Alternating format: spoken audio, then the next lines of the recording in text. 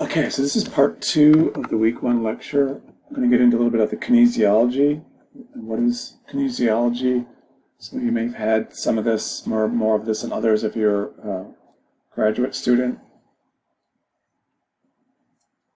Kinesiology is the study of movement, kind of combines anatomy and physiology and kind of biomechanics all together. So, for example, if I'm moving my shoulder, kind of lifting my shoulder up or flexing my shoulder, involves the anatomy, just the deltoids, the big mover, the contraction of the muscle, how the muscle contracts. You learn about that in A&P, that's the physiology. And then the flexing of the joint, glenohumeral joint, that's the biomechanics of the movement. And we have these kinetic chains as part of kind of kinesiology.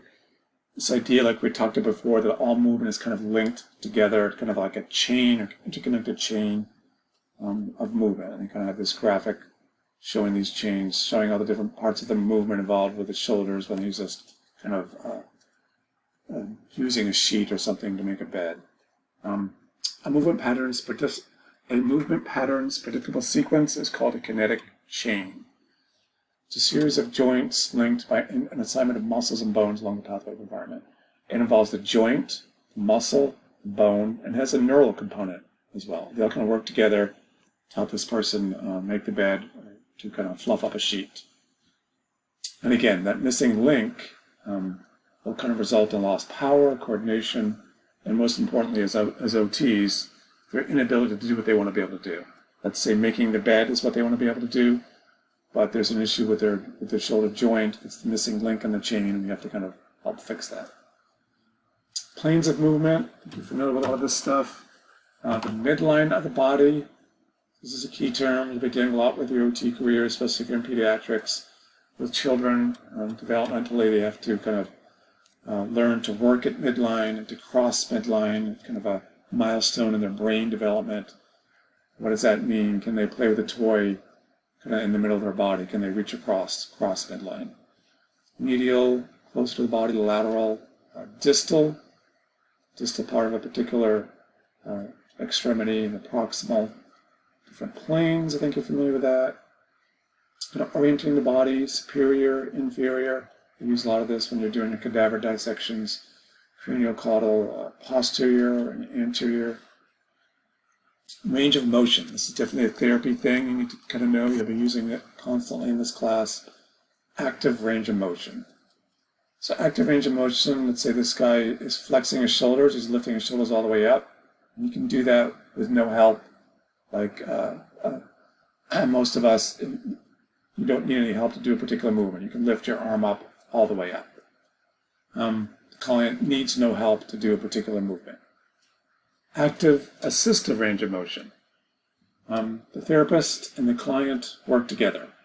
You can maybe lift his arm up halfway, and the client and the therapist gives him a little help, and they're going to do it together.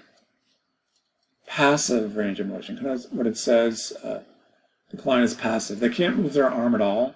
It's been paralyzed or something, and the therapist has to do all the movement himself. And you'll be doing all three of these kinds of things in the lab and definitely in your OT careers. Range of motion, it's a big thing we always look at as OTs. To do a particular task, they need that full range of motion in their joint, or there may be the problem, the kind of missing link in the chain. There's examples of passive and active. She has amazing range of motion, this gymnast, or as an older folk, especially somebody who's disabled or living in a wheelchair a lot, they're probably going to have limited range of motion in certain joints, like their hips and knees. Hyper, Hyper, and hypo mobility. Hyper is excessive range of motion. Athletes, acrobats, gymnasts probably have excessive range of motion. And whoever was a pitcher, softball pitcher, or an athlete, you did one particular thing over and over again, you probably have excessive range of motion. A lot of females, especially younger females, have excessive range of motion. You'll see that when you're working with your partners in the lab pretty quickly. If you're kind of beyond the average, it's okay as long as it's not excessive. But hypermobile, some people are hypermobile. And then the opposite is what you're mostly going to be dealing with as a therapist in terms of somebody that needs rehab. Hypomobile. They have limited range of motion, scarring. This is looks like a frozen shoulder. one can do that. Class activity, you can do if it were in class. Some of the terminology, get into this more really in depth starting next week. Shoulder flexion, lifting his arm up straight, one of them. Abduction, kind of like an angel in the snow, he's coming up to the side. Coming up is the ab, A-B, it's away from the body, and then adduction, back down towards the body. Extensions is the opposite of the flexion, reaching back. Here's some more range of motion from the shoulder. Horizontal adduction towards the midline of the body, is coming towards midline. Horizontal abduction is going away from midline. Medial rotation, probably in the lab, Ben will say medial rotation. We'll use the term internal rotation, means the same thing. Most OTs use internal rotation of the shoulder joint. It's a key motion around the rotator cuff issues. External rotation away from the midline, away from the body. The elbow is really simple, just flexing and extending. The scapula can be kind of confusing. That's where we're going to start. And it's a key part of shoulder motion. Breaking down these different scapular motions. Elevation. He's lifting his shoulder blades up. So he's kind of shrugging his shoulders. And if anybody, we'll talk about the student-led demonstration. Look at the syllabus, the student-led implementation. Who's ever chosen next week to do this in lab and in lecture will have to go through these motions in front of all of us. So elevation, depression is the opposite. So you're kind of shrugging your shoulders and depressing. He's pushing down. He's depressing his shoulders and his scapula. Let's look at abduction first. So this is kind of, it's rolling out to the side, the scapula. That's when you're kind of pushing. Punching a bag or pushing open a door. Downward rotation. This is downward rotation, upward rotation. This is how he's kind of lifting her arm up to the side. It kind of tilts and spins out. And then adduction towards the midline, just the scapula, not the shoulder joint, the GH joint, glenohumeral joint, coming towards the midline, like that. So the abduction is away from the midline, adduction is towards the midline. Different types of joints, different types of synovial joints within the body, some key ones you'll be dealing with as a therapist. The hinge joint just kind of goes back and forth, very limited. The elbow is a classic hinge joint. Of the digits, most of your digits are hinge joint. Just that one direct plane of movement. There's a kind of a real-world example of a hinge joint. A pivot joint, one bone kind of spins within a range-shaped surface of another joint, such as the vertebrae. Think of a doorknob, pivot kind of thing. Ellipsoid, don't see a lot of those, but oval ellipsoids are the one with the hand. You see a lot of these in the hand. We need to know the hand really well as OTs. Saddle joint. Saddle joint we're going to see a lot of, or work a lot about, you'll work with constantly as a therapist. If you work with rehab upper extremity, is the thumb. Your grandmother or mother maybe have arthritis of the thumb. It's usually right in that CMC, which is a saddle joint. Kind of sits in there like a person in a saddle. Ball and socket joints. So some key ball and socket joints in the hip and the shoulder. And you'll see a lot of hips and shoulders as folks get older or they have arthritis or something, a lot of injuries. It's just very, very vulnerable joint, especially the shoulder. It kind of goes everywhere. We'll talk about this. But it's very vulnerable to injury. There's just not a lot of protection in there. That's a classic ball and socket. The ball inside that chromium there, socket joint. Gliding, two flat surfaces. So some of that in the foot and then the scapula. Okay, agonist and antagonist. The agonist is the prime mover of the muscle. Antagonist is the opposite. It needs to relax as the prime mover kind of works. So we think about flexing our elbow, just lifting his hand up.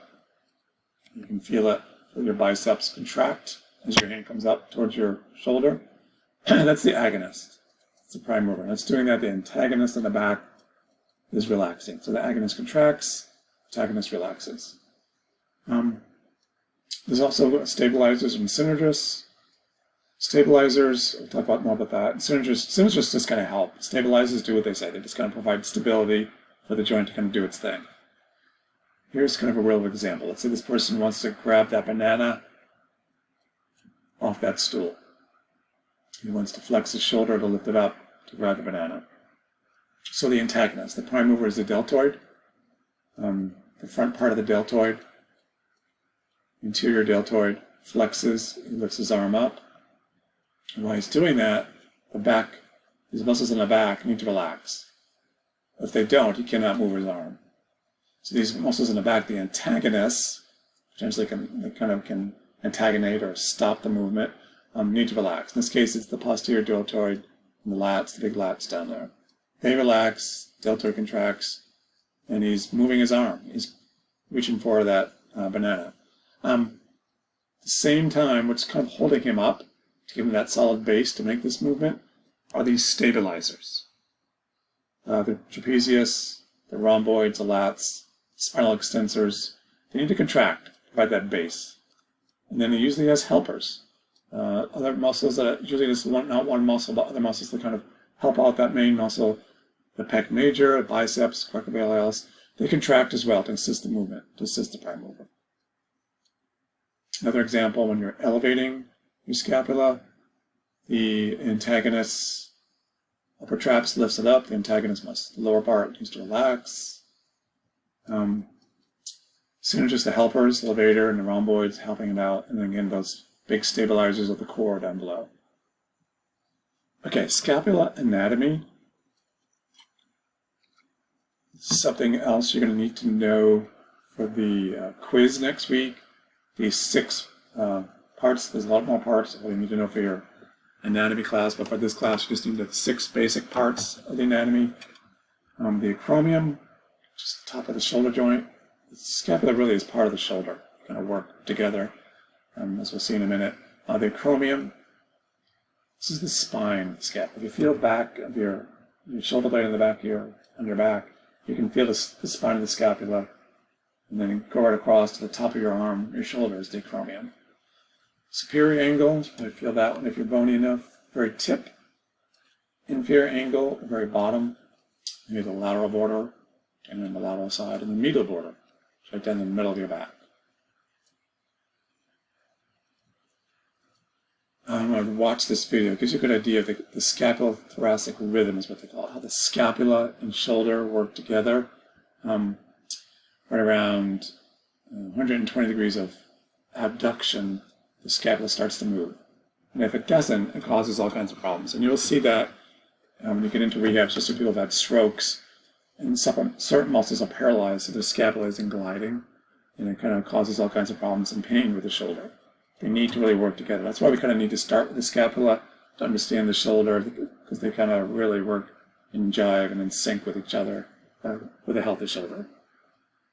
Here's some of the kinematics again. This is the elevation, just lifting up, protraction and retraction. This is coming out to the side, punching, and then coming back. You pull your shoulder blades together for good posture. You're retracting and adducting your scapula. And this is the upper rotation, like with abduction, reaching up to the side. It kind of protracts and it tilts, kind of rolls out.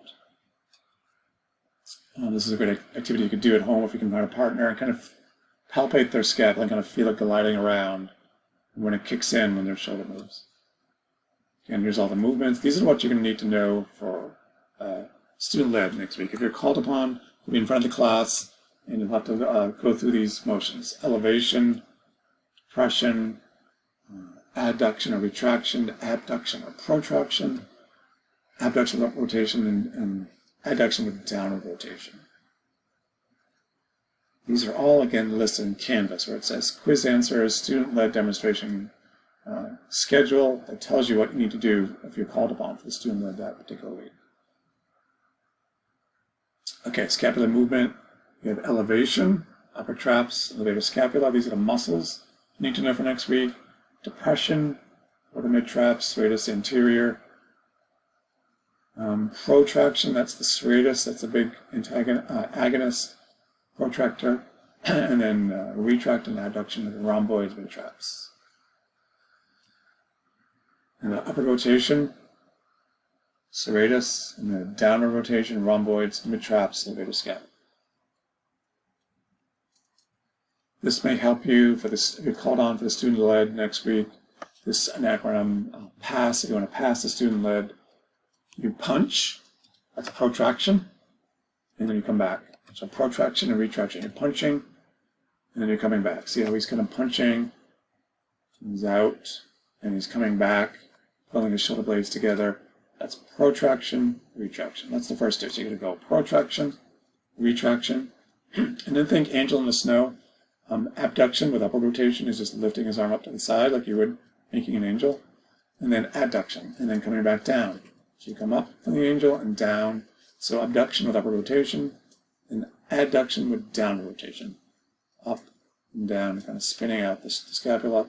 And then the last one is shrug. You're shrugging your shoulders, you're elevating them. And then you're just going the opposite. You're depressing them, pushing them down.